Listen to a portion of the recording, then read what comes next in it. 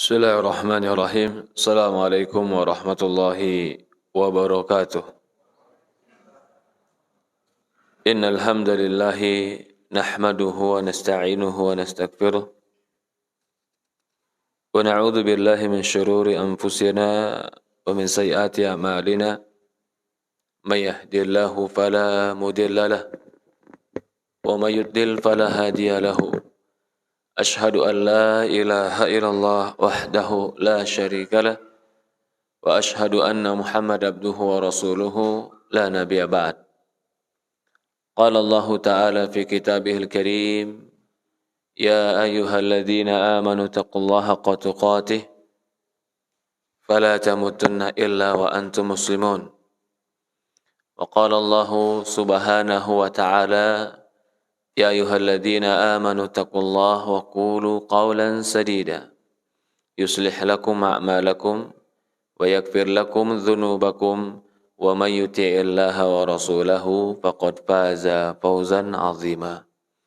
Alhamdulillah, segala puja dan puji syukur kita panjatkan hanya kepada Allah Subhanahu wa taala Rabbul Alamin, serta salawat dan salam selalu kita curahkan kepada baginda Nabi kita Muhammadin sallallahu alaihi wa ala alihi wa sahbihi wasallam, kepada keluarganya, kepada para sahabatnya, juga orang-orang yang mengikuti dan mencintainya ila yaumil qiyamah. Para hadirin jamaah, bapak-bapak dan ibu-ibu, ikhwan dan akhwat yang dimuliakan dan dirahmati Allah Subhanahu wa taala. Alhamdulillah, di pagi hari ini Allah pertemukan kita dalam majelis ini, di akhir pekan kita, di waktu-waktu luang kita sempatkan untuk belajar ilmu agama. Mudah-mudahan duduknya kita di majelis ini menjadi sebuah amal ibadah dan menjadi sebuah hujjah, sebuah bukti kita telah menunaikan firman Allah Subhanahu wa taala, Iqra bismi rabbikal ladzi khalaq. Bacalah dengan nama Rabbmu yang telah menciptakanmu. Para hadirin, bapak-bapak dan ibu-ibu, ikhwan dan akhwat yang dimuliakan dan dirahmati Allah Subhanahu wa taala, semua Allah berikan kenyang, semua Allah berikan pasangan, bahkan hewan pun Allah berikan pasangan. Tapi tidak semua Allah berikan iman dan peduli kepada imannya. Maka itu Rasulullah SAW mengatakan, fa inna Allah yu'ti a'tad dunya ala man ahabba wa la man yuhib. Allah berikan dunia kepada orang yang Allah cintai dan orang yang Allah tidak cintai. Fa inna Allah la yu'til iman, tapi Allah tidak akan memberikan keimanan kecuali kepada orang-orang yang Allah cintai. Kadang kita merasa orang yang Allah cintai berarti orang yang hartanya bergelimang. Orang yang Allah cintai berarti pangkatnya tinggi. Atau kadang kita merasa orang yang Allah cintai berarti bisa ngobatin orang sakit dengan jampe-jampe. Atau sebagian orang menyangka orang yang Allah cintai berarti bisa terbang di awan. Bukan. Ketika Allah berikan kita keistiqomahan dalam agama dan tetap di atas ketaatan kepada Allah, maka itu tanda Allah mencintai kita. Sederhana. Tapi karena itu yang mengantarkan kita ke surga. Buat apa kita bisa terbang di langit, bisa nginjak api, bisa makan kaca, tapi arahnya ke neraka? Buat apa kalau kita dikasih rumah yang gedong, besar, tinggi, tapi ternyata setiap batanya, setiap semennya akan menjadi hisab yaumul qiyamah. Dari mana kau dapat? Punya siapa kau ambil? Dan untuk apa kau habiskan hartamu? La tazalu qadamal abdi yaumul qiyamah. Tidak akan beranjak dan bergeser kaki seorang hamba di yaumul qiyamah sampai dia ditanya an malihi. Ditanya tentang hartanya. Bukan ditanya untuk apa dia habiskan saja, tapi Allah tanya min aina iktasab. Dari mana dia dapat? Dan untuk apa dia infakkan. Ternyata yang Allah tanya pun bukan hanya harta, tapi Allah tanya juga tentang waktu kita. An syababihi qabla haramihi. Allah akan tanya tentang waktu mudanya sebelum datang waktu tuanya. Allah akan tanya, kamu kalau weekend di mana? Kamu akhir pekan ngapain? Ya Allah, aku akhir pekan istirahat. Hari-hari biasa, aku kerja, sibuk, pulang malam, capek. Jumatan, hanya sekedar 45 menit, habis itu pergi kerja lagi. Allah tanya, kapan kalian belajar dan mengingat Allah? Ya Allah, aku letih dan capek. Ya subhanallah. Kalau untuk dunia, terkadang banyak orang yang bisa menyisihkan waktu. Tapi untuk akhirat, untuk agama, untuk mendekatkan diri kepada Allah, orang yang bisa menyisihkan waktu dan dimudahkan melangkah ke masjid untuk belajar ilmu agama, berarti Allah sudah memberikan kepada dia sinyal. Tanda. Tanda apa, Pak? Tanda Allah ingin ngebimbing dia masuk ke dalam surga. Dari mana kita tahu itu sinyal, Ustaz? Ya, sinyal karena Rasulullah SAW berkata, Man salaqa tariqan yaltamisu fihi ilm, sahhalallahu lahu bihi tariqan ilal jannah.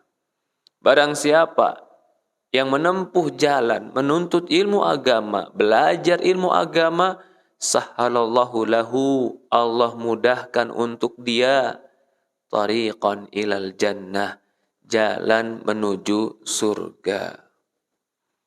Ada nggak sih yang lebih hebat, yang lebih agung dibanding orang yang dimudahkan masuk surga? Ustadz, saya dimudahkan jadi perwira, Ustadz. Bangga kamu? Bangga, Ustadz. Senang kamu? Senang. Wajar. Boleh. Karena bangga dengan dunia yang dia inginkan. Boleh. Tapi ketika lebih mengutamakan dan membanggakan ketika dia dimudahkan menjadi seorang manajer, tapi dia nggak bangga dan nggak merasa senang ketika dimudahkan ke surga. Ini yang terbalik. Ini yang salah. Kenapa kalau ketika dunia iming-imingnya getol walaupun 24 jam nggak tidur? Kamu jangan tidur ya. Saya kasih kerjaan nih.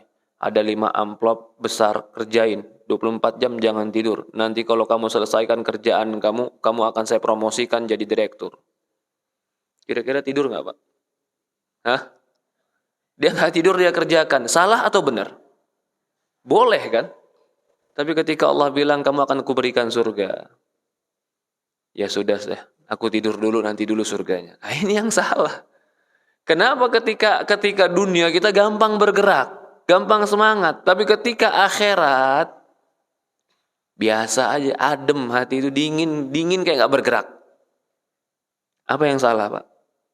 Yang salah adalah orientasi dalam memandang kehidupan. Itu masalahnya di situ. Untuk apa kau diciptakan? Untuk apa hidupmu? Kemana arah tujuanmu? Apa yang kau habiskan untuk waktumu? Itu akan ditanya.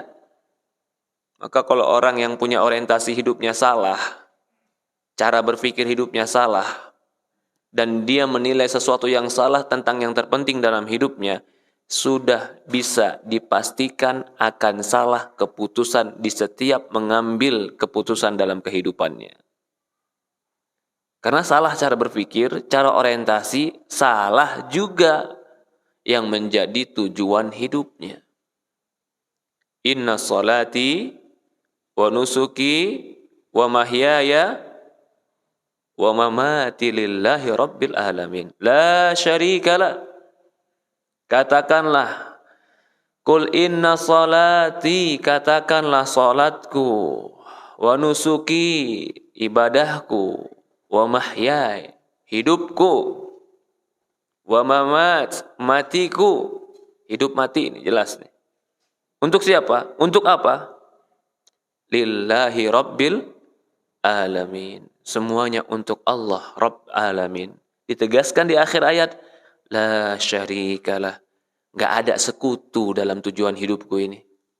Hanya Allah Subhanahu wa ta'ala yang menjadi tujuan dalam segala perbuatanku. Kalau ini dimiliki seorang mukmin dalam konsep kehidupannya, maka dia di atas bimbingan Allah. Tapi kalau konsep ini belum ada dalam cara berpikir dan cara pandang dia, ya agama itu sambil lewat aja Ustadz. Agama itu kalau lagi di masjid aja. Kalau lagi kantor kerjaan ya tinggalin agamanya. Kalau lagi sibuk di kegiatan agama di nomor 2-kan, ya subhanallah.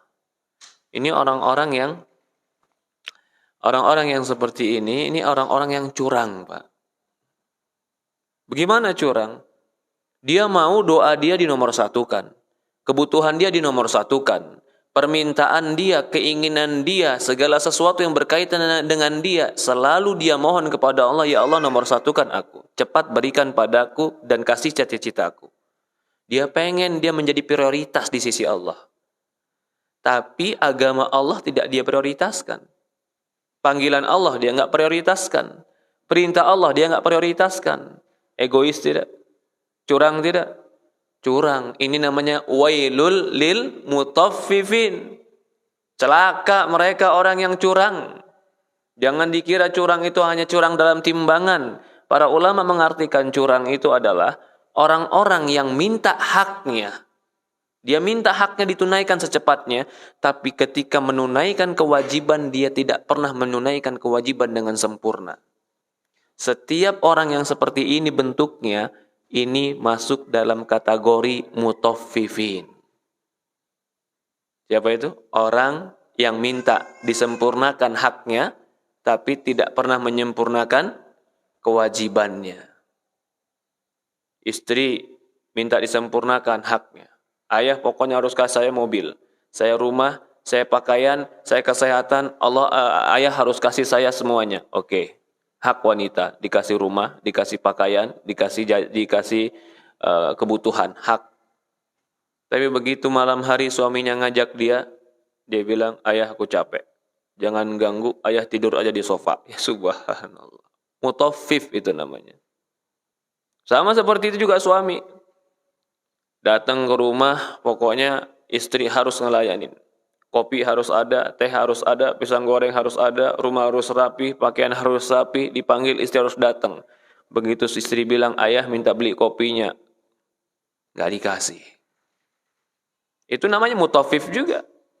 Bagaimana mutaffif dengan Allah? Mutaffifin dengan Allah bagaimana, Pak? Mintanya getol, ya Allah minta. Ya Allah, kasih. Kalau kau tidak kasih, aku hambamu. Kasih sebanyak-banyaknya. Cepat secepat-cepatnya. Begitu Allah katakan tinggalkan yang haram, dia nggak tinggalkan. Begitu Allah katakan kerjakan ibadah, dia nomor 2-kan. Dia minta prioritas dari Allah, tapi dia tidak prioritaskan Allah dalam hidupnya. Kita khawatir ini juga mutaffifin. Curang. Apa yang Allah ancam kepada mutaffifin? Wailul lil mutaffifin. Wailul itu apa wailul? Kalau diterjemahan celaka Ustaz. Tapi kalau ditafsir para ulama, wailul itu nama lembah di neraka. Nama lembah di neraka namanya wail, Pak. Jadi kalau ada di Quran yang ancamannya wail, itu nama lembah. Artinya tempatmu neraka. Alhamdulillah di hari ini kita berkumpul di masjid ini berbicara tentang ilmu-ilmu agama kita. Tentu yang kita bicarakan adalah perkara-perkara yang berkaitan dengan keseharian kita, tentang amal ibadah kita. Yang terpenting adalah bagaimana kita bisa memahami ilmu agama ini dengan benar. Talabul ilmi faridatun ala kulli muslim wa muslimatin. Hadis ini disahihkan oleh sebagian para ulama, termasuk Syekh Muqbil rahimahullah ta'ala mensahihkan hadis ini. Belajar ilmu agama itu wajib bagi setiap muslim dan muslimah. Iya. Setiap orang yang punya tugas wajib mempelajari tugasnya. Benar atau tidak? Bapak di kantor umpamanya punya tugas. Tugas saya Ustadz adalah operator mesin. Oke, kamu tugas operator mesin. Pasti kamu akan belajar diberi maklumat, pengetahuan bagaimana tentang mesin yang akan kau kerjakan. Karena tugasmu itu. Lah tugas kita ibadah. Maka wajib bagi kita mengetahui apa itu ibadah dan menghambakan diri kepada Allah. Bagaimana bisa kamu punya tugas tapi kamu nggak pernah belajar apa tugas kamu? Kamu nggak pernah baca apa tugas kamu? Cuman kamu kerjakan sesuka hati kamu. Ya kamu belum tentu mendapatkan sesuatu yang diinginkan oleh Allah. Dan kamu belum tentu bisa menyempurnakan perintah karena kamu tidak pernah baca SOP-nya. Agama ini ada SOP-nya, ibadah ini ada SOP-nya. Ibadah itu ada, akidah itu ada peraturan bakunya. Kalau kamu nggak belajar atau kita nggak belajar, mau tahu dari mana? Apakah dari mimpi? Tiba-tiba bangun tidur pintar ilmu agama? Ya subhanallah. Nggak ada orang yang tiba-tiba bangun tidur pintar ilmu agama nggak ada. Itu orang mimpi, Pak. Kalau dia bilang saya tiba-tiba bangun tidur pintar ilmu agama, saya bilang kamu masih tidur, masih mimpi kamu. Gak ada orang tiba-tiba itu pintar, gak ada. Kecuali Nabi Isa alaihissalam dari bayi dia bisa bicara. Maka talabul ilmi faridatun ala kulli muslim wa muslimatin. Belajar ilmu agama itu wajib bagi setiap muslim dan muslimah. Kalau itu wajib, maka jangan tanya keutamaannya. Karena ibadah yang wajib pasti lebih Allah cintai dari segala bentuk ibadah sunnah. Maka itu dalam sebuah hadis, tidak ada amalan yang paling kucintai mimma aftaradtu alaih. Tidak ada amalan yang paling kucintai, kata Allah dalam hadis qudsi, dibanding amalan-amalan yang kuwajibkan buat hambaku. Wa la yazalu 'abdi yataqarraba ilayya bin nawafil hatta uhib. Dan bisa jadi seorang hamba itu mendekatkan diri kepadaku dengan perkara-perkara sunnah sampai ku mencintainya. Jadi perkara sunnah itu setelah perkara wajib. Kalau Allah sudah wajibkan, berarti itu perkara yang Allah sangat cintai. Kalau Allah cintai, berarti keutamaannya besar. Belajar ilmu agama, kata Rasulullah, Allah wajibkan, berarti pahalanya besar. Duduk, dengar, nyender, sambil pakai AC, apalagi masjid ini tenang, habis itu pulang dapat pahala, selesai. Kewajibannya apa? Belajar ilmu agama. Allah musta'an. Kita akan bahas hari ini dosa besar yang berikutnya. Nas'alullah salam wal afiyah. Kenapa kita belajar dosa-dosa besar, Ustaz? Karena fadzakir fa inna dzikra tanfa'ul mu'minin. Berikan peringatan, sesungguhnya peringatan itu bermanfaat bagi orang-orang yang beriman.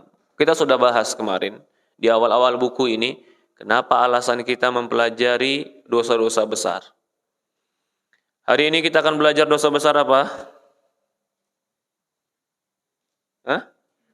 Zina. Ya Rabb, ya Rabb, ya Rabb. Berzina, Pak. Jangan kita bilang, ini mah saya jauh, Ustaz. Ini mah saya nggak mungkin, Ustaz. Ini mah saya mah bisa menjaga diri, Ustaz. Yang namanya engkau masih hidup, dan engkau masih napas, dan engkau masih punya syahwat, maka masih mungkin kau tergelincir. Kecuali udah nggak punya napas dan nggak punya syahwat, baru bilang saya aman. Ada nggak di antara kita yang nggak punya syahwat di sini? Saya pengen tahu, Pak. Jangan-jangan rasa aman kita itu gara-gara tipu daya syaitan. Akhirnya berbicara bukan lawan jenis santai. Saya mah santai, Ustaz. Saya mah nggak bakalan zina. Sentuhan sama lawan jenis santai, Ustaz. Berduaan khalawat santai, Ustaz. Hati saya suci, Ustaz. Yang kotor cuma pikiran Ustaz. Subhanallah. Ada seorang perempuan. Ini kita bukan membongkar aib ya. Ya subhanallah. Dari muda bercadar. Tapi waktu SMP ya biasa di SMP umum, muda bercadar. Menikah dengan ikhwah. Sudah 15 tahun menikah, anaknya semua di pondok pesantren. Kumpul reuni teman SMP. Ketemu sama teman SMP-nya yang lama di reuni. cinta lama bersemi kembali. Loh, ini bahkan dalam biografinya dikatakan dia itu sudah ngaji salafi. Nasallallahu, ya, kita bukan membongkar aib orang, bukan, tapi ini ibroh, pelajaran buat kita. Kejadian ini mungkin 1 juta orang sekali, tapi ini kejadian ada. Dari tahun 2000 udah ngaji, dari tahun 99 udah ngaji. Apa yang terjadi? Dia dibunuh sama laki-laki yang pacar dia setelah hubungan intim di mobil. Dari mana tahu Ustaz? Ya subhanallah, itu perempuan dilempar di pinggir masjid. Nggak tahu siapa yang bunuh. Akhirnya polisi cari. Yang pertama kali polisi cari, salah satu yang divisum adalah di kemaluannya ada sperma. Laki-laki. Bercadar, Pak.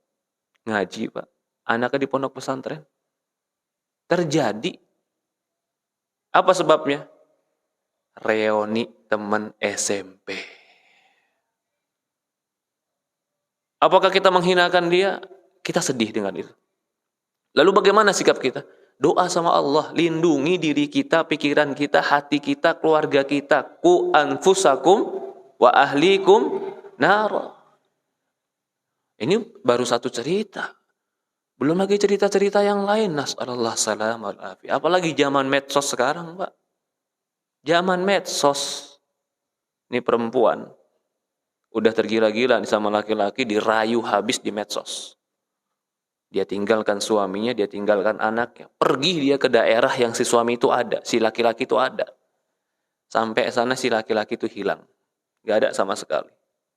Apa yang terjadi? Suami udah ditinggal, anak yang ditinggal, yang dia harapkan pun gak ada. Hancur hidupnya. Ada yang kayak begini? Banyak. Banyak artinya ada. Kejadian di tengah kita. Lalu kalau kita bilang, Ustadz ngapain sih kajian bilang bahaya zina? Kan kami jenggotan semua, Ustadz. Emang orang jenggotan tanda berarti dia aman dari syahwat? Hah? Jangan, ya akhi. Nggak ada yang aman dari syahwat selama engkau masih bisa bernapas dan kau punya syahwat, berarti kau masih bisa digoda oleh syaitan. Benar apa tidak? Iya. Maka kalau ini dipahami, jaga diri, pergaulan, jangan bergampang-gampangan. Di dalam diri kita ini punya, kalau dikatakan api, ada apinya. Kalau dikatakan ada faktor yang bisa mendorong, ada. Nggak usah dibesarkan, nggak usah dipancing, apinya sudah ada nih. Apalagi ditiupin pakai gas dan bensin, apa yang terjadi, Pak? Terbakar. Enggak, Ustaz. Kalau saya disiram bensin biasa aja. Bohong. Emang kamu Nabi Yusuf? Nabi Yusuf aja hampir tergoda. Nabi Yusuf hampir tergoda. Siapa yang goda Nabi Yusuf? Julaiha. Saya mau sebutkan kejelekan Julaiha, kekurangan Julaiha. Jangan kebaikannya. Kekurangan Julaiha apa? Gak ada. Sebutkan kebaikan Julaiha. Dia ratu, cantik, kaya, punya nasab. Bahkan dia yang nawarin diri, ngajak nutup pintu. Banyak perempuan cantik di Bogor tapi nggak mau sama kita. Ya tidak. Ini perempuan cantik nutup diri, kasih, ayo, ditarik bajunya. Apalagi kurangnya Nabi Yusuf alaihissalam. Apa kata Allah? Falaula ra'a burhana rabbih. Kalau tidak Allah nampakkan kepada Yusuf kekuasaan dan bukti-bukti kekuasaan Allah, dia akan terjatuh. Kadzalika, seperti itulah kami palingkan dari dia kejelekan. Dia termasuk hamba-hamba kami yang mukhlasin, yang murni, yang jujur karena Allah. Jadi itu tanda mukjizat. Bisa Yusuf terhindar dari fitnah wanita dalam keadaan seperti itu. Dia seorang pemuda. Pemuda, Pak, tenaganya masih kuat. Syahwatnya masih membakar. Lalu yang membakar dia bukan juga sembarangan. Perempuan cantik, ratu yang ngajak. Faktor-faktor itu semua udah terkumpul sama dia. Dia bisa berpaling dari itu termasuk kekuasaan Allah. Lah kita menganggap kita bisa seperti Yusuf. Ya subhanallah. Belum tentu. Belum tentu kita bisa seperti Yusuf. Maka hati-hati di zaman yang penuh fitnah ini, ya Rabb, ya Rabbi, ya Rabbi. Apalagi zaman sekarang, Pak. Sampai ada istilah, maaf ya. Maaf ini istilahnya. Buat apa pelihara kambing kalau bisa beli satenya? Paham maksudnya, Pak? Buat apa nikah? Kalau kamu bisa beli sate, buat apa pelihara kambingnya? Artinya apa? Kalau kamu cuma jajan, bayar 500.000, 300.000, 600.000, mahalnya 1 juta, selesai jajan kamu. Daripada kamu melihara 3 juta, 4 juta, 5 juta per bulan. Ya Rob, sampai seperti itu orang berbicara tentang masalah-masalah ini. Betapa rusaknya, betapa dahsyatnya ujian zaman sekarang. Lalu orang tanya, ini faedah dari para ulama ya, apakah orang yang ilmu agamanya kuat, pasti akan kuat dia menahan syahwat? Jawabannya apa, Pak? Hah? Ini bapak-bapak waktu sebelum jarang ke masjid, mungkin saya rasa ngeliat perempuan biasa aja. Tapi kenapa Ustaz? Kalau udah ngaji itu beda, Ustaz. Iya, setannya beda, naik kelas. Loh, ini kenyataan. Disebutkan kenapa terjadi seperti itu. Kata para ulama, kenapa pelaku maksiat itu terkadang dia tidak lagi merasakan syahwatnya yang bisa berada pada dirinya. Bahkan mungkin akan membuat dia dingin. Apa sebabnya? Karena dia telah melampiaskan syahwatnya perlahan demi perlahan. Jadi bagaikan sekam api, Pak. Sekam ini, kalau keluar sedikit demi sedikit panasnya, maka panas sekam itu akan berkurang. Iya tidak? Begitu juga syahwat. Itu sekam. Diaplikasikan dengan mata yang melihat porno, dengan telinga yang mendengar sesuatu yang berzina, dengan tangan yang menyentuh. Dia terus aplikasikan itu, maka sekam itu akan keluar demi sedikit. Maka lama-kelamaan akan dingin dalam dirinya. Tapi kalau orang yang biasa jaga pandangan, biasa jaga pergaulan, biasa jaga telinga, itu bisa jadi tergoda. Loh, kalau begitu gimana, Ustaz? Nggak usah jaga, Ustaz. Bukan. Kalau begitu lampiaskan kepada yang halal. Dari inilah kenapa Rasulullah mengatakan, lauda'atu rajul imra'atahu fila firashi fa'abat. Kalau seandainya seorang laki-laki mengajak istrinya ke tempat tidur lalu istrinya enggan, la'anatha malaikah, malaikat melaknat dia. Kenapa sampai sebesar ini ancamannya? Karena sebesar itu bahayanya. Kenapa sampai malaikat laknat? Kalau perempuan diajak suaminya dia nggak mau, malaikat laknat. Bagaimana tidak? Di jalan dia nundukkan pandangan, di kantor dia nundukkan pandangan. Lalu kemudian bahkan banyak lagi yang dia harus tahan. Dia berpikir mudah-mudahan ketemu istriku di rumah semua selesai. Begitu ketemu istri di rumah bukannya selesai malah jadi masalah. Itu tadi kata istri apa? Abang silahkan tidur di sofa. Subhanallah. Mungkin bagi perempuan itu lisannya gampang. Kenapa sih? Kan nggak apa-apa, 1 malam aja. Kamu tahu bahwasannya dia naik kereta ketemu siapa? Di kantor ketemu siapa? Kamu tahu kadang-kadang ada SMS masuk ke HP dia yang nggak kenal. Kita boleh kenalan nggak? Ada nggak seperti itu sekarang? Banyak. Nomor siapapun masuk. Baik itu nawarin judi, nawarin perempuan, ada di nomor telepon itu. Lah ini zaman fitnah. Ini bukan zamannya, orangnya. Kita nggak boleh mencela zaman. Zaman malam, siang, pagi, sore itu nggak berubah. Dari zaman Rasulullah sampai sekarang waktu nggak ada yang salah. Penghuni zamannya ini yang luar biasa sekarang. Yang luar biasa. Maka dari itu, ya, harus hati-hati diri kita. Ku anfusakum wa ahlikum nar. Jaga dirimu dan keluargamu dari api neraka. Kita baca di sini dalil-dalil tentang masalah ini. Az-zina ba'duhu akbar ithman min ba'd. Perbuatan zina sebagian dosanya lebih besar daripada sebagian yang lain. Ini judulnya. Jadi nggak sama. Tingkatan dosa itu nggak sama. Zina itu berdosa, iya.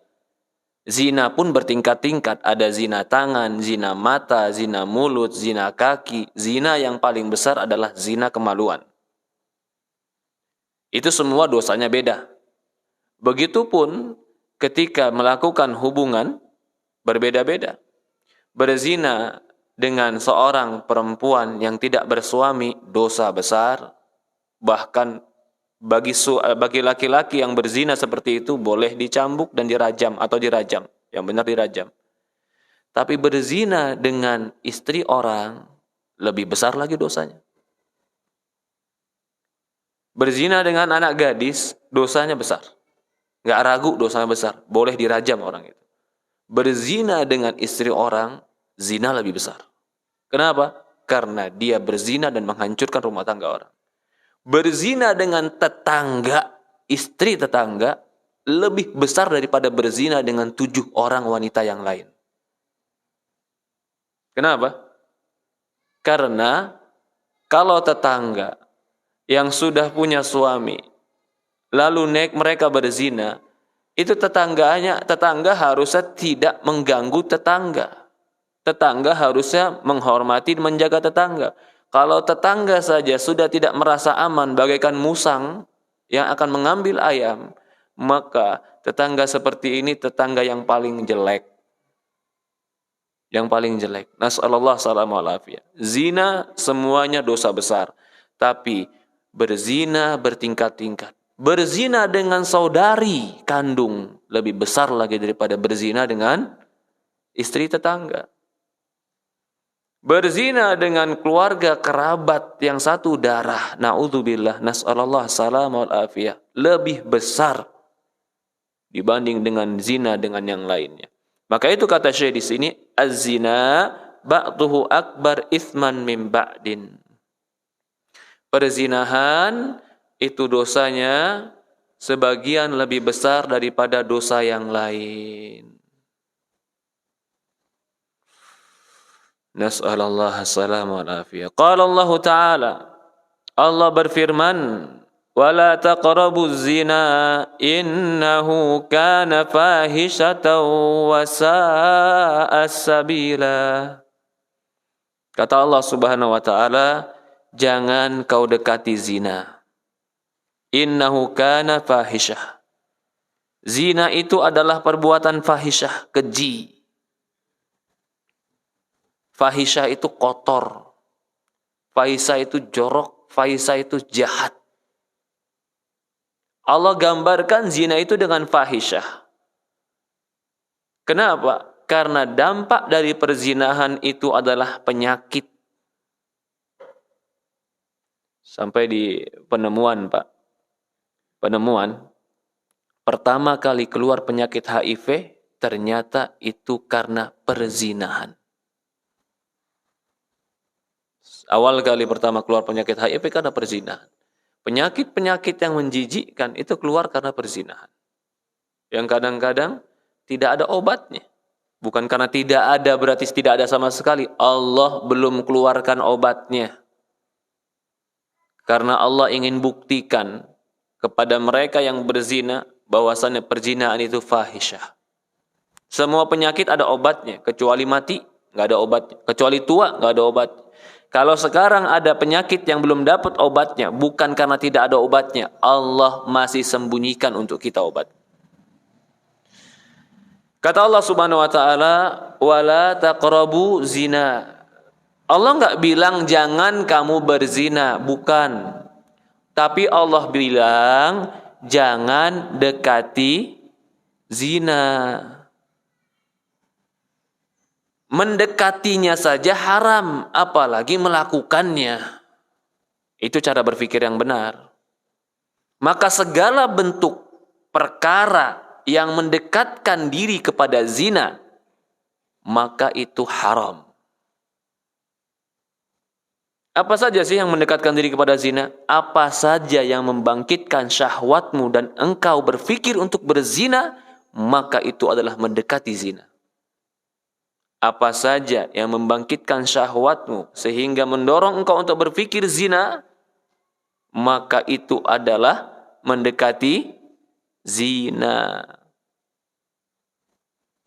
Pacaran berzina atau tidak? Mendekati zina. Enggak Ustaz, saya pacaran enggak ada syahwat kok. Kalau pacaran enggak ada syahwat, kamu ya enggak usah pacaran. Enggak mungkin pacaran enggak ada syahwat. Enggak Ustaz, kalau saya sama dia insya Allah aman Ustaz. Saya percaya sama kamu dan saya percaya sama dia. Tapi saya enggak percaya sama syaitan, karena setiap berduaan pasti ada syaitan. Oh enggak Ustaz, kami berdua enggak ada syaitan. Dari mana? Rasulullah mengatakan, la yakhulanna rajulun mimra'atin illa thalithuhuma syaitan.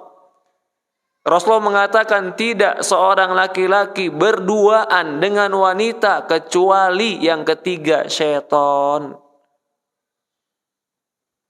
Jadi laki-laki siapapun kalau sudah berduaan, mungkin laki-lakinya baik, perempuannya baik, benar sama-sama baik. Anak kita baik, temannya baik, benar sama-sama baik. Adik kita baik, teman laki-lakinya mungkin baik, benar. Tapi kalau sudah berduaan, nggak ada setan yang baik. Karena yang ketiganya siapa? Setan. Nggak ada setan yang baik. Rasulullah SAW sudah menggambarkan segala bentuk pendekatan kepada zina itu haram. Sepakat nggak kita ini? Segala bentuk pendekatan kepada zina itu haram? Sepakat, karena Allah berfirman di dalam Al-Quran surat Isra ayat 32. Surat Isra ayat 32 Allah mengatakan wala taqrabuz zina, jangan kau dekati zina. Maka segala bentuk mendekatkan diri kepada zina dan menghidupkan syahwat untuk berpikir kepada zina itu haram. Tadi kita contohkan satu, pacaran. Yang kedua apa? Selain pacaran, ya tadi berduaan dalam ruangan. Dia bukan pacaran, tapi berduaan dengan perempuan. Di tempat yang sepi, nggak ada orang lain. Atau sering berduaan di tempat yang sepi, nggak ada orang lain. Cuman dia dan laki-laki tersebut. Syaitan. Itu mendekati zina namanya. Di sini pun dalil haramnya melihat gambar-gambar pornografi. Karena ada orang yang berdalil, Pak. Yang nggak boleh melihat itu kan aurat. Yang saya lihat bukan aurat, saya lihat gambar. Ini berdalih, bukan berdalil, berdalih. Masa ngelihat gambar nggak boleh? Itu kan kertas, itu kan warna. Bukan orang yang saya lihat. Kalau orang yang saya lihat dalam keadaan bugil, mungkin haram. Tapi kalau yang saya lihat gambar nggak apa-apa. Kita bilang, wala taqrabu zina. Jangan kau dekati zina. Di antara juga mendekati zina, Allah alam, seorang bujang yang sering atau melakukan onani. Perempuan yang suka melakukan masturbasi. Itu haram. Karena Allah katakan wala taqrabu zina. Karena kalau dia sudah melakukan itu, akan mengantarkan dia berpikir untuk melakukan yang lebih. Maka itu namanya mendekati zina. Bahkan dalam ayat yang lain Allah Subhanahu wa taala menegaskan juga bahwasannya orang mukmin itu yahfazuna furujahum, mereka menjaga kemaluan-kemaluan mereka. Di antara bentuk menjaga kemaluan tidak melakukan hal-hal tersebut. Ya, maka segala bentuk termasuk juga Rasulullah SAW dalam mempraktekkan ayat ini, Rasulullah SAW tidak mau menyentuh wanita. Loh, kenapa sih menyentuh, Ustaz? Apakah pasti berzina? Ya nggak pasti berzina. Tapi ketika menyentuhnya, itu bisa mengantarkan kepada berpikir yang lebih jauh. Maka itu Rasulullah SAW tidak pernah mau menyentuh wanita. La yut'an ra'sa ahadukum bimikhyati minal hadid khairun lah. Kata Rasulullah SAW, ditusuk kepala salah seorang kalian dari besi yang panas atau jarum yang panas ditusuk kepala kalian dengan itu lebih baik daripada dia menyentuh wanita yang bukan mahram. Jadi di sini kita yang lebih tahu. Selain dalil-dalil tadi itu mendekati zina, kita juga tahu apa saja faktor yang bisa merubah hati kita untuk berpikir yang berbeda, maka tinggalkan. Walaupun terkadang cuma sekedar bicara melalui WhatsApp. Apakah pasti orang berbicara melalui WhatsApp berzina, Ustaz? Dia jauh, kita di sini dan di sana? Memang tidak. Tetapi kalau itu bisa merusak hati kita, merusak iman kita, merusak kesucian diri kita, dan bisa menggoda diri kita, alangkah baiknya tidak dilakukan. Kalau seandainya harus melakukan, maka lakukan sesuai dengan kebutuhan. Kebutuhan, lagi belanja ya bicara belanja, lagi bisnis ya bicara bisnis, lagi ada kebutuhan ya bicara sesuai kebutuhannya saja. Nggak perlu bicara-bicara yang tidak sesuai dengan kebutuhan. Karena itu juga bisa merusak daripada hati. Berikutnya firman Allah Subhanahu wa taala. Ya Allah mengatakan wala taqrabuz zina innahu kana fahisyatan wa sa'a sabila. Jangan kau mendekati zina, sesungguhnya zina itu adalah fahisyah. Wa sa'a sabila, dan sejelek-jeleknya jalan. Allah musta'an. Qala Allah Ta'ala, Allah berfirman dalam surat Al-Furqan, walladzina la yad'una ma'allahi ilahan akhar wa la yaqtuluna an-nafsa allati harrama Allah illa bil haqq wa la yaznuna wa may yaf'al dhalika yalqa athama yudha'af lahu 'adzaba yaumil qiyamah wa yakhlud fiha muhana. Ya subhanallah. Perhatikan surat Al-Furqan ayat 68 sampai 70. Dan orang-orang yang tidak yad'una ma'allah ilahan akhar, orang-orang yang tidak beribadah bersama Allah Tuhan-Tuhan yang lain, mereka enggak syirik. Wala yaqtulun nafsa allati harramallahu illa bil haqq, mereka tidak membunuh jiwa kecuali dengan yang benar. Wala yaznun, mereka tidak berzina. Ini zina dikaitkan dengan 3 dosa besar. Yang pertama syirik, yang kedua bunuh, yang ketiga zina. Karena perzinahan itu lahir dari cinta. Cinta dan syahwat itu bisa mengantarkan kepada pembunuhan dan kesyirikan. Apa kata Allah? Wa may yaf'al dzalik, barang siapa yang melakukan itu, yalqa athama, dia akan mendapatkan dosa. Enggak berhenti sampai di situ. Bukan hanya dosa yang dia dapatkan. Yudha'af lahu 'adzabal yaumil qiyamah. Yadzabu yaumil qiyamah. Nanti di hari kiamat akan dilipat gandakan azab untuk dia. Yudha'af itu artinya dilipat gandakan azab untuk dia. Wa yakhlud fiha muhan, dan dia akan kekal dalam azab itu muhana, dalam keadaan hina. Allah Subhanahu wa taala ancam, yang pertama dilipat gandakan hukumannya, yang kedua dikekalkan hukumannya. Dikekalkan di sini sebagian ulama mengartikan kalau itu kesyirikan maka dia kekal, tidak akan pernah keluar dari surga neraka.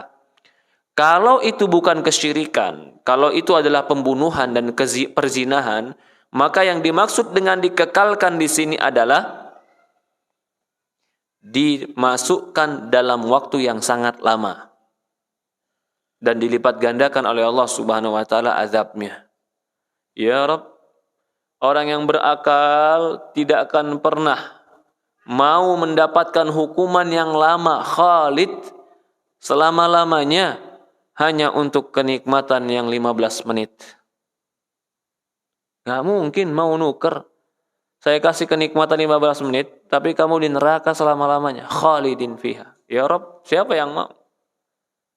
Maka kalau ada yang mau, pasti orang bodoh.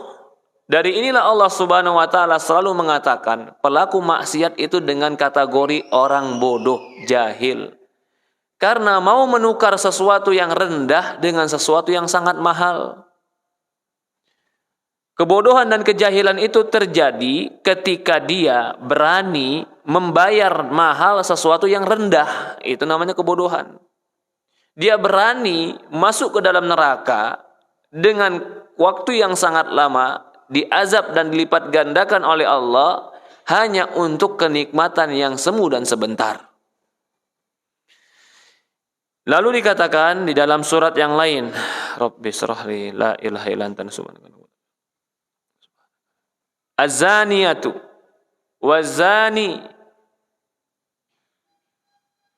perempuan yang berzina dan laki-laki yang berzina, fajridu kullu wahidi minhuma mi'atal jaldah, cambuk mereka dengan 100 kali cambukan. Wala ta'khudkum bihima ra'fatun fi dinillah, jangan kamu jadikan kasihan untuk mereka dalam agama Allah. In kuntum tu'minuna billahi wal yawmil akhir, kalau kalian betul-betul beriman kepada Allah dan hari akhir. Wal yashhad adzabahuma, hendaklah cambukan tadi dipersaksikan ta'ifatum minal mu'minin, bagi sebagian orang-orang yang beriman. Ya, kenapa nih? Allah katakan cambuk mereka. 100 kali cambukan. Untuk siapa ini? Untuk mereka yang bujang dan mereka berzina. Adapun mereka yang sudah pernah menikah, lalu mereka berzina, bukan dicambuk 100 kali, tapi dirajam. Bagaimana? Ditanam badannya sampai sepinggang. Sudah ditanam badan sampai sepinggang, dilemparin batu.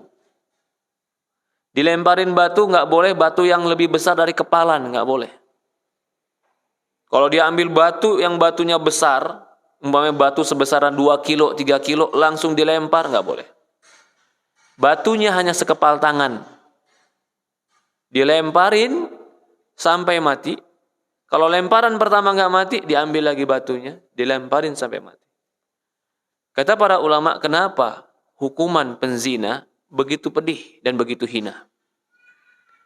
Satu, kata para ulama, kenikmatan dunia, yang paling menikmati dunia itu termasuk adalah syahwat. Maka hukumannya pun adalah hukuman yang paling pedih di dunia. Yang kedua, kenapa dipersaksikan? Karena agar menjadi pelajaran bagi orang yang lain. Dorongan syahwat di tubuh manusia itu besar. Maka untuk menutupinya dan dia bisa menahannya, dia harus melihat sesuatu yang sesuatu menjadi pelajaran bagi dia. Termasuk melihat sesuatu orang yang dirajam. Orang kalau sedang lihat orang dirajam, udah dia nggak mikir lagi zina itu. Boro-boro baru berpikir, ngelihatnya aja udah kapok deh. Yang ketiga, orang yang berzina itu dirajam, ya, agar membersihkan lingkungan masyarakat dari orang-orang yang seperti ini. Karena penzina itu merusak lingkungan, merusak rumah tangga, merusak kesehatan, merusak lingkungan. Karena perzinahan itu adalah kerusakan. Ya, jadi ini perintah Allah. Kata Allah, "Fala ta'khudkum bihima ra'fatun fi dinillah." Jangan kalian kasihan, ini bahasa yang lebih bebasnya. Jangan kalian kasihan sama orang seperti ini. Kalau kalian betul-betul beriman kepada Allah dan hari akhir. Jadi kalau ada orang-orang yang mengatakan, oh jangan cambuk, jangan rajam, itu hak asasi, berarti dia sudah bertentangan dengan firman Allah. Allah mengatakan, fala ta'khudhukum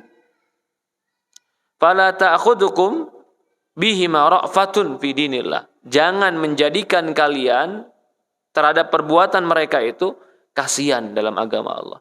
In kuntum tu'minuna billahi wal yawmil akhir.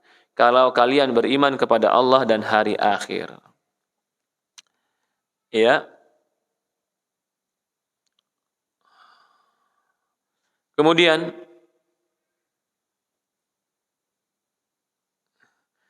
qala ulama hadza adzabun zani fid dunya wa idza kana azibin ay ghairu mutazawwijin fa in kana mutazawwijin aw qad tazawwaja law marra fil umr fa innahuma yurjamani bil hijara ila an yamuta wa kadzalika thabata fi sunnah an nabi sallallahu alaihi wasallam fa illam yastawfi القصاص منهما في الدنيا ومات من غير توبة فإنهما يعذبان في النار بسياط من النار. Kata para ulama, ini dicambuk adalah hukuman bagi penzina laki-laki dan perempuan di dunia kalau dia masih bujang, yaitu belum menikah.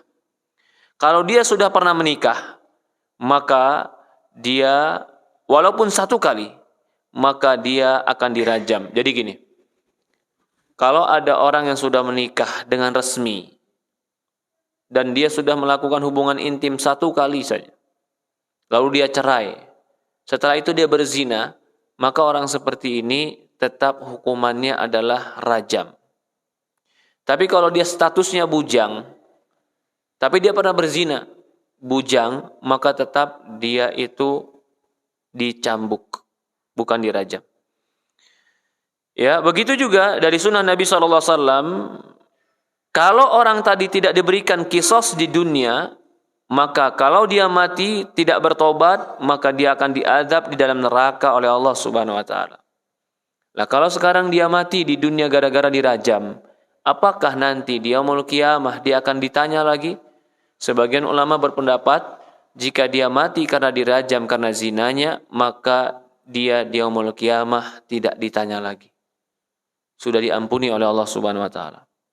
Maka ketika ada seorang perempuan Al-Ghamidiyah yang datang ke Rasulullah, ketika dia datang, ya Rasulullah, aku hamil dari zina.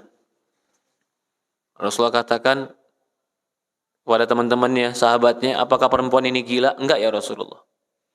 Maka kata Rasulullah, pergi sampai kau melahirkan. 9 bulan setelah itu dia datang melahirkan dengan anak yang masih merah dia bawa. Ya Rasulullah, aku sudah melahirkan. Tegakkan untukku rajam. Rasulullah katakan, susukan anakmu. Karena kalau kau dirajam meninggal, nanti anakmu gak ada yang nyusukan. Disusukan anaknya. Sampai selesai susu sapi, yaitu sekitar umur 2 tahun, anak itu sudah ditenteng sama dia. Sudah bisa berjalan. Ya Rasulullah, tegakkan bagiku rajam. Ya subhanallah. 2 tahun lebih, ya, hampir 3 tahun dia tetap tekad tegakkan untuk rajam. Maka kata Rasulullah SAW, siapa yang akan menanggung anak ini? Sampai ada orang mengatakan, ya Rasulullah, aku akan menanggung anak itu. Lalu Rasulullah SAW rajam. Begitu rajam, dilempari batu, dalam sebuah riwayat dikatakan darah yang muncrat itu kena sebagian sahabat. Lalu sahabat tadi mencela wanita ini yang dirajam ini. Kata Rasulullah SAW, kalau seandainya, jangan kau cela dia. Kalau seandainya taubatnya dia ini dibagi kepada seluruh penduduk Madinah, maka akan cukup terbagi untuk seluruh penduduk Madinah. Di sini dalil bahwasannya, betul rajam itu adalah sesuatu yang menghukum dia. Tetapi di balik itu, Allah Subhanahu wa taala ingin menjadikan kebaikan untuk dia agar tidak menjadi dosa dan ditagih di yaumul qiyamah.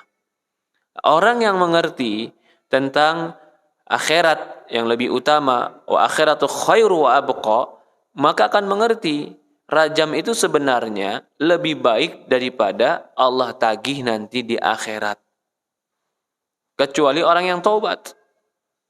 Orang yang taubat, maka mudah-mudahan Allah Subhanahu wa taala ampuni dosanya. Fazani la yankihu illa zaniyah aw musyrikah wa zaniyatu la yankihu illa zani aw musyrik. Hurima dzalika 'alal mu'minin. Perhatikan ini. Kata Allah Subhanahu wa taala, laki-laki penzina tidak menikah kecuali kepada wanita penzina atau wanita musyrik. Wanita penzina tidak boleh dinikahi kecuali dengan laki-laki penzina atau musyrik. Wa hurima dzalika 'alal mu'minin, dan diharamkan itu untuk orang beriman. Ayatnya jelas, di dalam surat Nur ayat 3, haram menikah dengan perempuan penzina dan haram menikah dengan laki-laki penzina. Sampai kapan? Sampai dia taubat. Nah, taubatnya bagaimana? Taubatnya sampai terbukti. Bagaimana terbukti orang taubat? Sebagian menganggap terbuktinya orang penzina itu taubat itu kalau dia bisa memperbaiki dirinya selama setahun. Karena di antara hukuman penzina itu dicambuk lalu diasingkan selama setahun. Kalau dia bilang saya taubat baru 2 bulan, 3 bulan, itu belum terbukti taubatnya. Karena keinginan berzina itu mungkin keluar lagi. Maka itu Allah Subhanahu wa taala haramkan bagi laki-laki menikah dengan perempuan penzina. Karena kemungkinan kalau dia tidak tobat, keinginan berzina itu keluar lagi. Begitu juga laki-laki yang biasa berzina dan jajan. Kalau dia nggak tobat, itu kemungkinan keinginan itu keluar lagi. Karena dia tidak merasa cukup dengan yang ada. Maka Allah haramkan untuk menikah dengan mereka. Sebuah kisah. Waktu saya di Yaman, Syekh menjelaskan ayat ini. Dia menceritakan tentang seorang pemuda di Eropa. Ikhwah kita di Eropa. Baru kenal sunnah. Masya Allah, teman-teman kalau di Eropa, kalau sudah kenal sunnah, itu Masya Allah, multazim. Betul-betul kokoh memegang agama ini. Dari penampilan langsung berubah 180 derajat. Berubah. Perbuatan, berubah. Apalagi mereka di sana diasingkan. Qaddarallahu masya wa fa'al. Ada perempuan, apalagi di daerah-daerah Eropanya seperti di daerah Perancis. Perancis itu sebanyak banyak orang-orang dari Jazair, dari Libya, dari Afrika, banyak di sana. Dari Maroko, banyak di sana. Tapi udah berpenampilan seperti orang Eropa, sudah. Padahal keturunannya Islam ini orang. Ini si laki-laki juga keturunan Jazair, Arab. Jazair Afrika.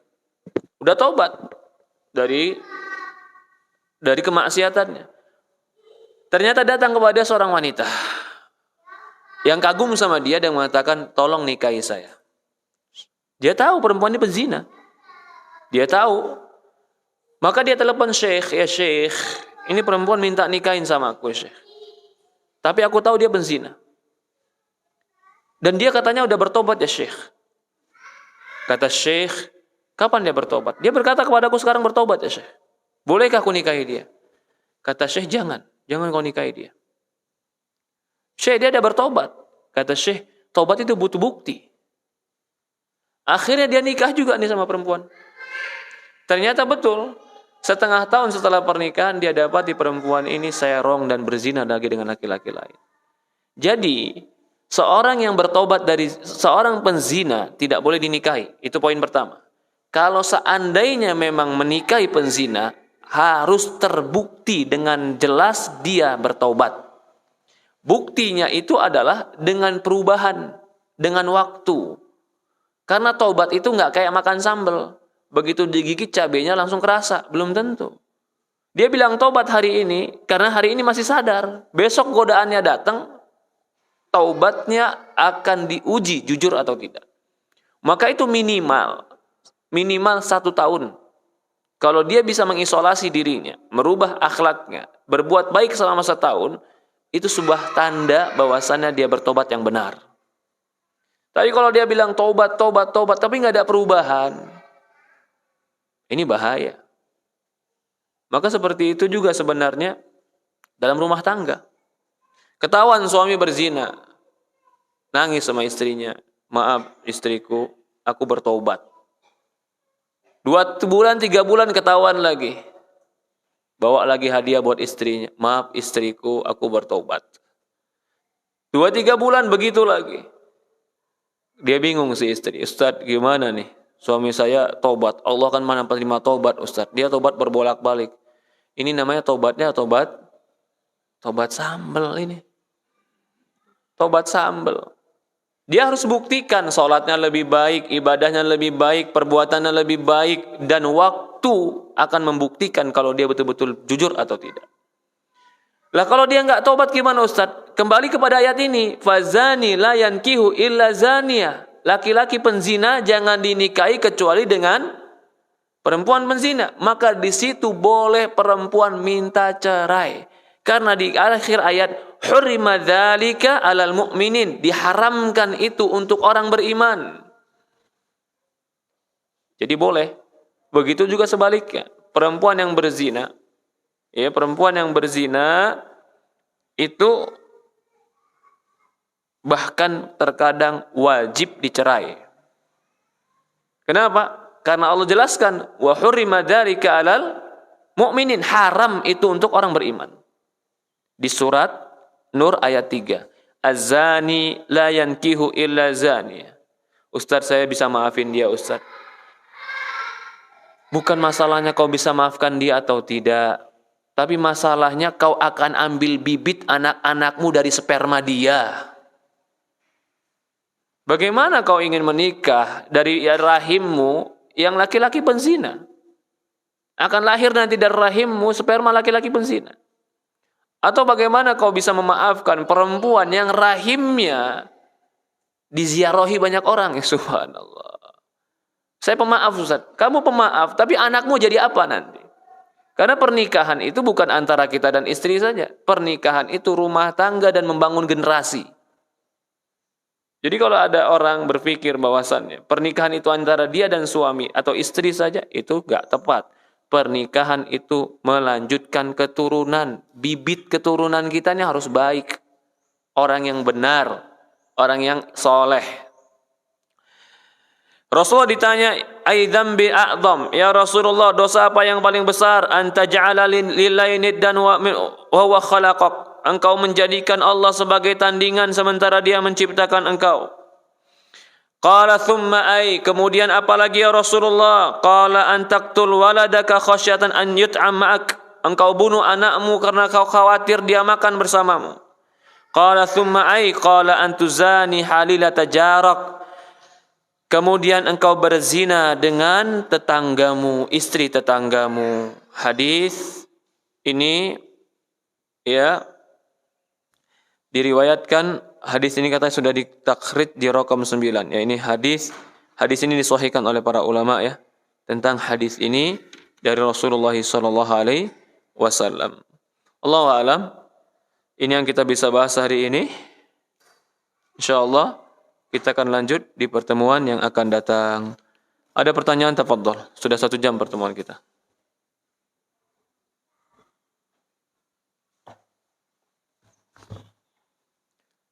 Rabbi shrah li sadri wa yassir li amri.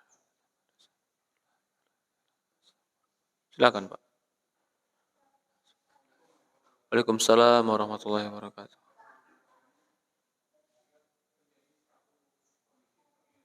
Ya.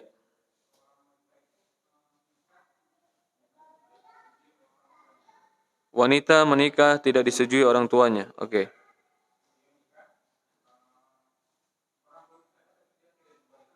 Orang tuanya.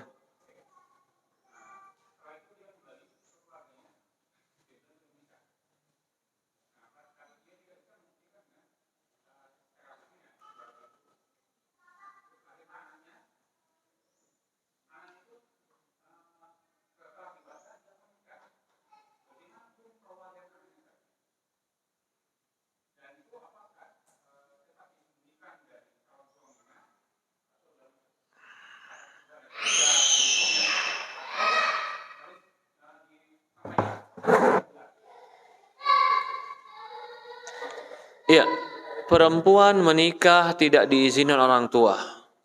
Lalu dia menikah. Di dalam Islam ini ada hukumnya. Ini namanya adol. Orang tua yang enggan menikahi anaknya. Kalau orang tua yang enggan menikahi anaknya, maka anak sebenarnya boleh menaikkan ke pengadilan. Apa sebab orang tua tidak menikahkan? Nanti pengadilan yang akan menjadi penengah di antara orang tua dan anak. Kalau ternyata kata pengadilan alasan ayah tidak menikahi tidak diterima oleh pengadilan, maka pengadilan boleh mengambil alih untuk menikahkan dia. Pengadilan boleh mengambil alih untuk itu. Karena wali hakim itu boleh menikahkan. Ini sebenarnya prosedurnya. Kalau ada orang yang tidak diizinkan atau wanita yang tidak diizinkan orang tuanya untuk menikah. Atau dia boleh pergi ke pamannya, bapak, adik bapaknya atau kakak bapaknya, atau pergi ke kakeknya dari arah bapaknya. Atau dia pergi kepada saudara kandungnya, atau dia pergi kepada anak kandungnya menjadi wali. Ini semua bisa menjadi wali. Kalau ini semua nggak bisa menjadi wali dan tidak mau menjadi wali, maka dia pergi kepada pemerintah. Kalau ayahnya atau ayahnya tidak menyetujui, tapi pamannya menyetujui, menikahkan, maka nikahnya sah. Ini masalahnya sekarang dia sudah menikah dan mengaku menikah. Pertanyaannya siapa walinya? Kalau dia wali hakim, maka pernikahannya sah. Maka anak yang lahir dari dia pun anak yang sah. Maka ketika anaknya menjadi wali nikah nanti atau menikah lagi, bapaknya boleh menjadi wali. Seperti itu. Maka yang seperti ini lebih baik dibincangkan dengan pengadilan. Siapa yang menikahkan dia ketika itu? Dan hati-hati, orang sekarang ada yang berbuat kurang tepat. Apa yang kurang tepatnya? Ketika ayah tidak menyetujui atau tidak berizin dengan ayah, nggak berizin dengan keluarga wanita, tiba-tiba dia pergi ke salah seorang, dianggapnya ustadz. Ustadz nikahin saya. Ustadz itu bukan wali hakim. Itu nggak boleh. Imam masjid bukan wali hakim. Itu nggak boleh. Yang dibolehkan di dalam Quran itu siapa? Wali hakim. Apa sih arti wali hakim? Wali itu ya pemerintah. Wali kota itu wali hakim. Hakim itu yang memiliki hukum. Kalau kita di sini wakilnya dari pemerintah itu hakimnya, hukumnya ada pengadilan. Maka di sini pengadilan agama yang benar, KUA yang benar. KUA pun tidak akan menikahkan setelah ada pengadilan. Pengadilan, maka wali hakim itu pengadilan. Itu wali hakim. Kalau bukan pengadilan yang menikahkan, maka dia harus tanya lagi pengadilan. Dulu saya menikahkan si fulan. Boleh atau tidak? Ya. Seperti itu. Jadi kalau dia seperti keadaannya, dia tidak menikahkan dengan orang tuanya, tetapi dia dinikahkan oleh wali hakim, maka pernikahannya sah dan anaknya yang berikutnya menikah lagi boleh bapaknya yang menjadikan wali. Allah alam. Ya, ada lagi yang lain? Fadhol. Silakan, Pak.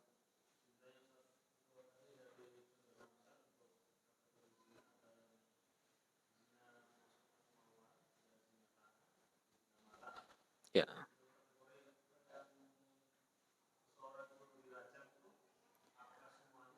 Zina yang dirajam itu hanya kemaluan. Dan itu pun harus,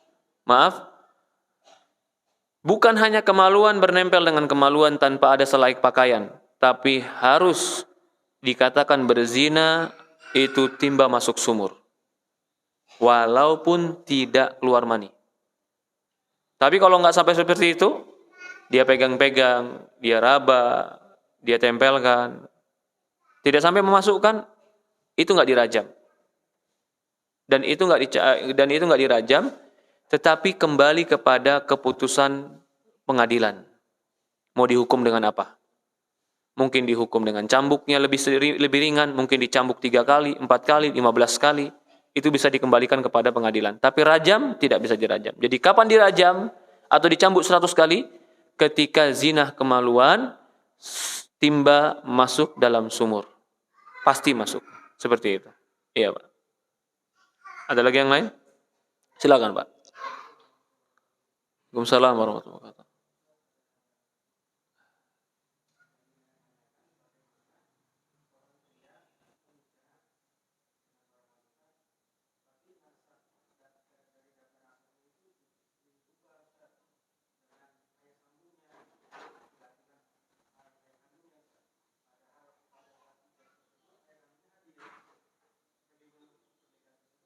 Yang menjadi wali ketika itu?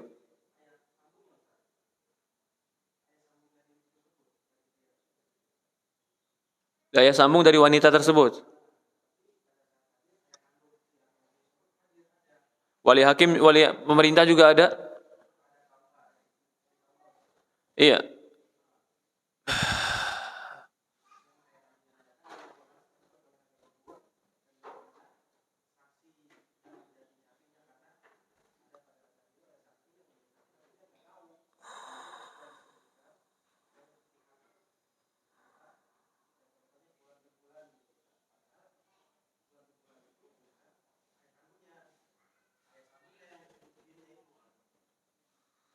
Allah alam kalau seperti itu ya.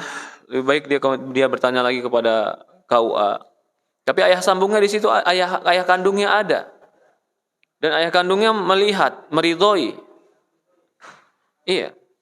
Maka yang seperti ini sebenarnya apakah itu bentuk perwakilan ayah kandungnya kepada ayah sambungnya? Allah alam. Ya.